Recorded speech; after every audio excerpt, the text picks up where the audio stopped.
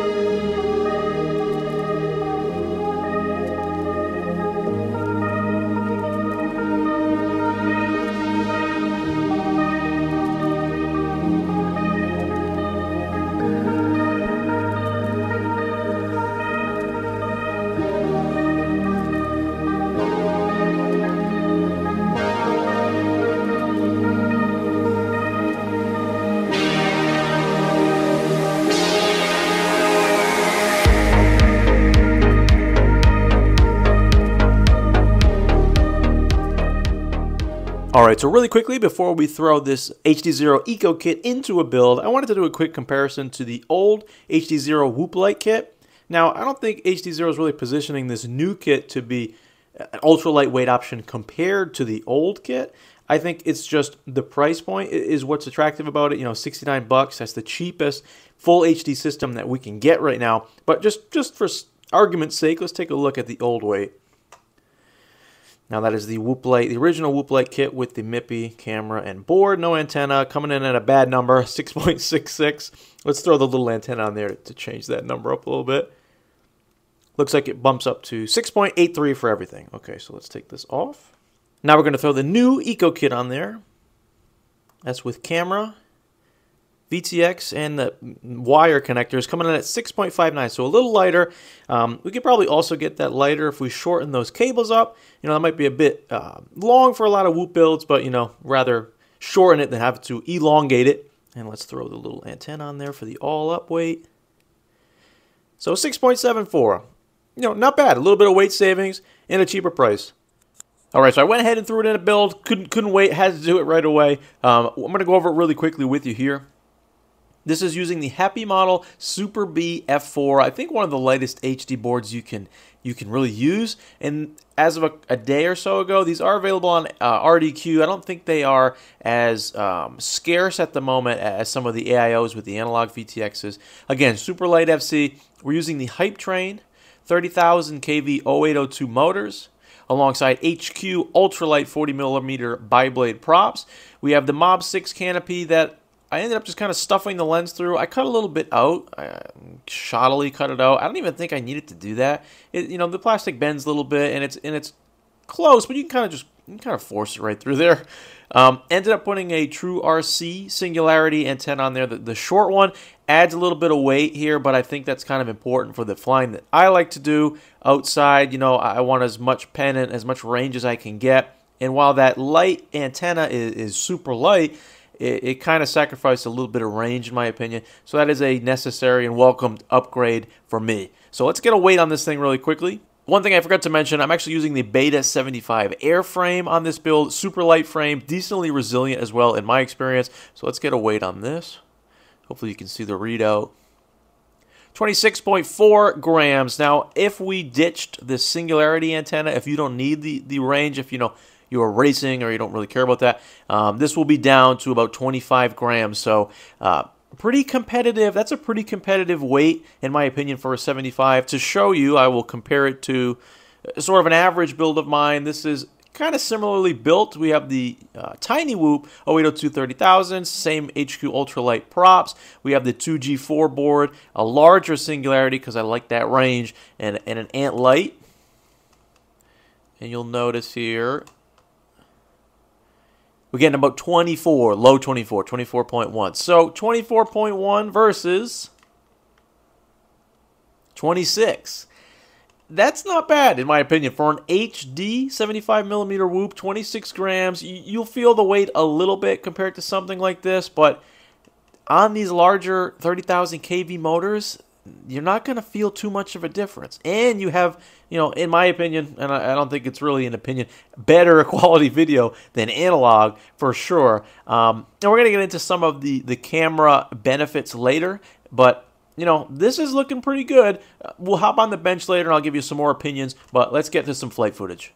All right, starting off with some outdoor flight footage here. Nighttime flight, keeping you on your toes, keeping things interesting, but mostly because I thought this was interesting. Now, you might already notice it already, but the camera kind of is almost like a night cam in that it has a black and white image when we're void of light. Take a look at a little bit of a pen demonstration here. Penetration, not HDZ strong suit, unfortunately, but as we get closer to the sign, watch the colors change in the background and the sign. Comes into play, we start seeing colors, and as soon as we move away from that, as soon as there's not light close to us, it kind of switches back to that black and white. You can even see the city lights on the horizon. We just passed it on the right. And that noticeable bloom of light, you kind of saw it there again, is only really noticeable to me when I use nighttime cameras such as the walk snail cam that I forget the name of now, the Pro camera. I mean, this isn't Pro camera level quality in terms of image or nighttime exposure, but this was super impressive to me. Like, it is dark. It is, I mean, there's ambient lighting around the neighborhood, but it is dark out right now, and I can make out a lot of things that, we wouldn't want to hit. Now watch, as we get more light into the sensor as we go under this, watch the colors return to the image. Colors are back, and now they're gone. I don't know. I think that's amazing. I think that's awesome. HDZ was already good at night, but this Eco Kit boasts this pseudo nighttime mode, and that's a huge benefit. If it's fun to fly at night, especially the whoops and bothering nobody. All right, so now we're looking at a daytime flight. I did change the camera settings from stock. These are the settings listed on HDZ's website for this Eco Kit. So if you went on their site, looked at the Eco Kit, you'll have the cam settings listed. I'll also list them down below. I think these settings are an improvement over at least the settings that came on my Eco Kit. I don't know if they're going to change them in the future. So always probably check their website to make sure, double check the settings, but I'll list the ones that I use down below. And, this image is good to me. It's better than analog. I don't think that's really debatable. We're taking another look at the penetration here. Again, not HDZ strong suit, unfortunately. I am sitting close to the house, but that's kind of tough. But when you're not obstructed, when there's nothing in between yourself and the quad, HDZ maintains its clarity longer than analog would. I'm having a little bit of interference here, and I think that's because my antenna is so close to, I have it mounted horizontally. It's a short antenna close to the board. Not the best, but I wanted a balance between weight savings and image. But what I was saying is that HDZ is unique compared to analog. In my experience, HDZ maintains its clarity longer than analog would. So, analog starts to get a little bit of breakup when you're not too far from yourself. Like down right here, I would have worse analog quality than what's showing here. This is getting a little bit tough, but again, I'm going to blame the antenna. HDZ holds on to basically a crystal clear image for longer than analog would, but analog seems to have a little bit more penetration potential than HDZ. It's kind of an interesting trade-off. All right, and for the final flight, we do have an indoor flight at night. I tried to vary the lights. Some areas dark, some areas light. Also, don't tell my girlfriend that I did an indoor recording when the house looks like this. We're renovating the basement. We're a bit displaced here, so it's a little bit worse than it normally is, but I needed to show you all this indoor footage. And it seems to me when we have low light, we lose a lot of colors, and whenever we're in, bright light, we get those colors back. You'll notice when we go into the basement, we lose pretty much all color until it gets completely black. No magic in this camera. If there is no light, like this corner of the basement, you ain't seeing nothing. But when we do have a little bit of light, you'll see what is a black and white image, essentially, which I think is actually easier to see. I'm sure the exposure algorithm agrees with that, and that's why it's the way it is. But you see, as we get into the light, that color returns. Overall, a really good indoor image. I think a little bit worse than the light camera, but a lot better than analog. I think this is great looking footage. No post-production. This is just straight DVR.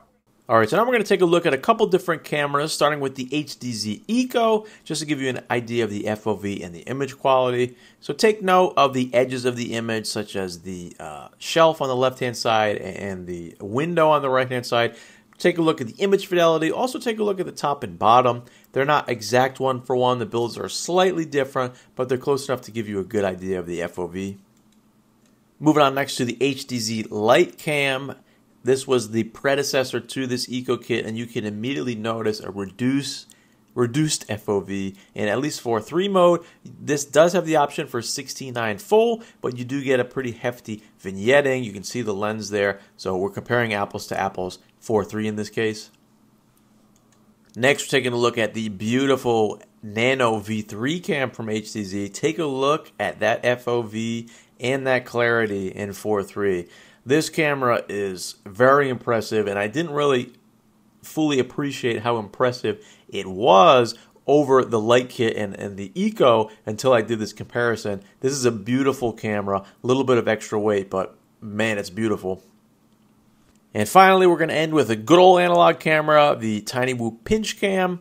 Most similar to the Eco FOV, very close. I think it's a little bit taller of an FOV, but maybe slightly narrower. Keep in mind, I do have a lower angle on this canopy, but the next image will compare them all. I'll give you a better idea as to what you're looking at. And finally, here is the 4-cam comparison. I won't talk too much. I'll let you make your own determinations.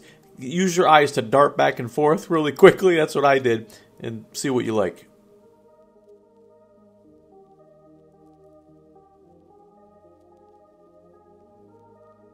Alright, so we're going to skip the desk portion of the video and just kind of go over a couple of things that I think are noteworthy about this build and pose a couple of philosophical questions about whether or not HDZ really is the future of micros and the end of analog.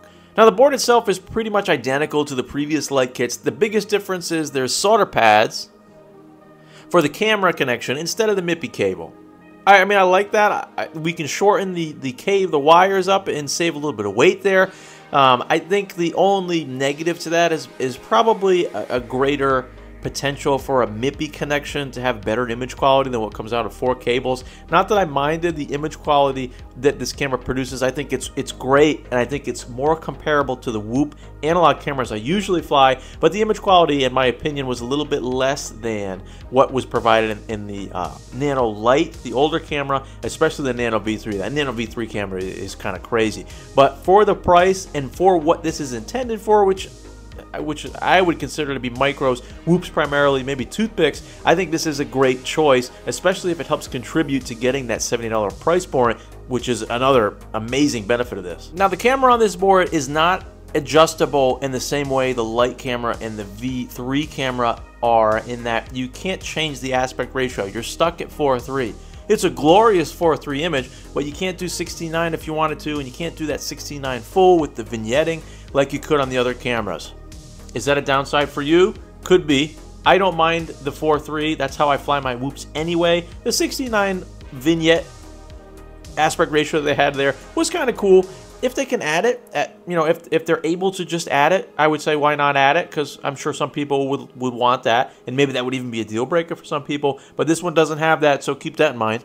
Just like its predecessor, the Nano Lite, this is capable of 200 milliwatts and 25 milliwatts. Seems pretty solid. I think the antenna upgrade is kind of a necessity. If you're like me, you fly outside, maybe you do freestyle, you want as much range as you can get, and that ultra light antenna just wasn't giving it for me, so that was a pretty necessary upgrade. Now, another thing to touch upon is the durability. I've been told that the durability on this Eco Light board is greater than that of the older Nano Light boards. I did have a couple of Nano Light boards die on me in situations where I didn't expect them to die. I've crashed this a number of times, and none of those crashes I would have expected it to die, and it is still alive.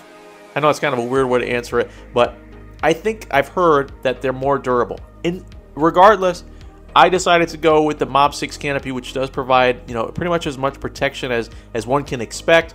I recommend you do the same. And if there's any big updates as far as the durability goes, if people's boards start dying, I'll make sure to update y'all. But I think the consensus is, at least right now, is this board is more resilient than the Nano Light board, which is another good thing. Now, I'm not sure with the release of this board if there's even a place anymore for the Nano Light kit that they sell. The Nano Light kit would be $100. The camera FOV is considerably worse, except on 69, but you get that vignetting. It's a little bit heavier. I think if you're interested in weight and whoops, you would go with the Eco Kit every time, mostly for that camera. That's a big benefit, and the price as well. If you're interested in image quality, there's almost no reason to go with the Nano Light Cam over the V3 camera. The V3 camera's picture is great, and the FOV is great at only a marginal weight increase of about, I think it was like 0.6 or so. So now you have the Nano Light Kit that's $100, $30 more expensive than this. Worst camera, in my opinion. It only has over this the ability to do 69 in different aspect ratios. But for me, I wouldn't buy that Nano Light Kit anymore. I would buy a V3 if I was putting in a toothpick, or I wanted a nice HDZero image whoop. I would use that. If I was building out a whoop just to freestyle and to tool around with, the Eco Kit every time, for sure. And that brings us to whether or not HDZero is ready to replace analog. Throw all your analog whoops away? Probably not just yet. Probably not just yet. I think this will do it for some people. I think this is absolutely a step in the right direction. $70 per HD kit is great. The camera is great. It's as lightweight as it can be. And that's kind of the sticking point. It's as lightweight as it can be. I don't have any information about this. But as long as HDZero needs a separate board, needs a separate VTX board, it's kind of difficult to justify the weight. It really is. The image is great, and I love HDZ. But if they could somehow do it, Carl would be the one to do it. If they made an AIO board, 5-in-1, single board, HDZero VTX, then it's time to throw all your analog stuff away, because HDZ will be the #1 choice, in my opinion, for whoops. If that can happen. I don't know if it can. I don't know if it can happen. I certainly couldn't do anything like that. But Carl, if you can do that, I think that's it. I think that's over. Analog is dead. Dead. Now, please know I'm a little bit biased toward HDZ. HDZ is really the only HD option that I consider for micros. Latency is really noticeable for me, but I think it would be more noticeable for everyone when you're flying in closer proximity. When you have less time to react and you need to fit through tight spaces and obstacles, having additional latency is more palpable than when you're flying maybe DJI in an open field. HDZ conquers that problem, is the only HD system that can conquer that problem, currently at least. So it's kind of a no-brainer. If they were able to get it on one board, I'd be spending a lot of money, let's put it that way. But all in all, I think this has its firm place in the HDZ ecosystem. It's definitely going to replace a couple of my builds, just not all of them just yet. Thank you very much to Carl for sending me this, truly, and thank you all for watching. If you have any questions about this build or the Eco Kit in general, please leave them in a comment below. And yeah, that's about it. This has been Mo. Thank you for watching, and I'll catch you on the next one.